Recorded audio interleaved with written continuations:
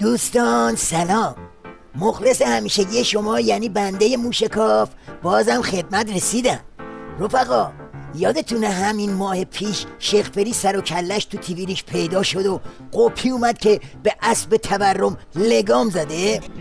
بنابراین در مجموع اون چه هست این اسب سرکش تورمی که میدویده ما این عنان کشیدیم و این خیلی آرام داره راه میره.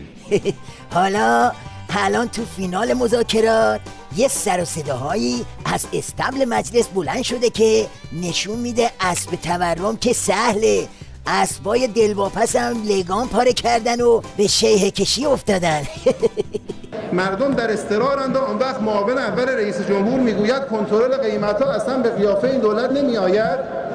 مرتب آمار کاهش تورم میدهیم. واقعا در خیابان‌ها سری بزنیم ببینیم مردم چه حسی راجع به این آمارها دارن. آیا این کاهش رو احساس میکنن؟ خود دستگاه‌ها افزایش 30 تا 40% را ابلاغ میکنن. بعد ما میگوییم تورم به زیر 15% رسیده است. بله، اینم از آخر عاقبت کلید کج شیخ فری تو قفل زنگ زده اقتصاد. شیخ بنفش هرچی میخواد صورتشو با سیلی تدبیر و امید سرخ نگه داره و با خالی بندی وضعیت اقتصادی رو میزون جلوه بده، دلواپسا میپیچن جلوشو پتشو میریزن رو آب.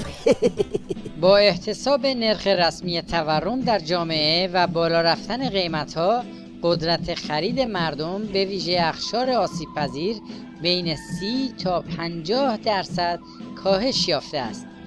آیا ادامه این روند باعث شکاف بیشتر طبقاتی و بی‌عدالتی در جامعه نخواهد بود؟ همچی میگه ادامه این روند، انگار تا همین الان اوضاع رو به راه و شکاف مکافا میلیمتری هن. بابا آش اینقدر شور شده که تیویریش هم قضیه رو دست گرفته و موضوع پیستون قیمتا رو سوژه کرده تا به ریش بنفش شیخ فری و کابینش بخنده. ما وسط یه معادله چند مجهولی موندیم. بدین وسیله از همه ریاضیدانای عالم دعوت میکنیم عقلاشون رو هم بذارن ببینن میتونن از پس این معادله بر بیان. اول معاون اول میگه مصوبه برای تثبیت قیمت‌ها نداشتیم، اصلا با روحیه این دولت سازگار نیست. چند روز بعد سخنگو دولت با هیچ افزایش قیمتی موافقت نخواهد کرد و چند روز بعد وزیر صنعت این دولت دنبال تثبیت قیمت‌ها نیست. اینو چند بار باید تکرار کرد. آخه چجوری میشه با افزایش قیمت مخالف بود بعد به دنبال تثبیت قیمت هم نبود؟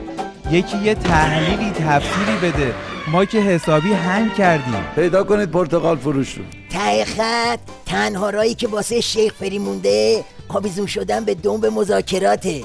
این شیخک بخت برگشته فکر میکنه با مذاکره بازی و دخیل بستن به 5+1 میتونه از این مخمسه متورم خلاص بشه.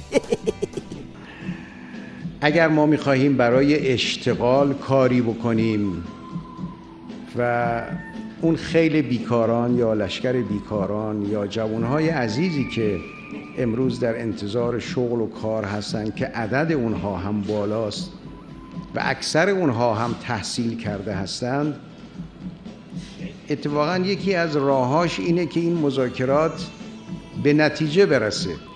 چون اگر این مذاکرات به نتیجه برسه معناش اینه که تحریم ها برداشته میشه. وقتی تحریم ها برداشته میشه سرمایه گذاری در ایران روانتر انجام میگیره و اگر ما میخواییم مسئله بیکاری رو حل کنیم با وام بیکاری که حل نمیشه، با رشد اقتصادی حل میشه.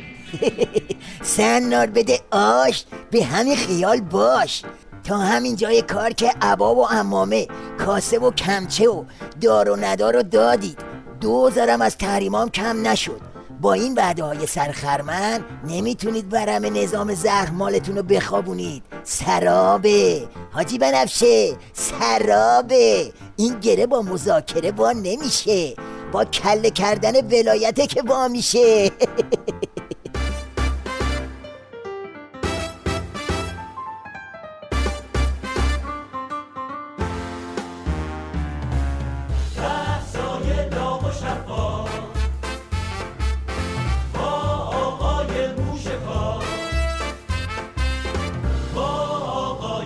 شکار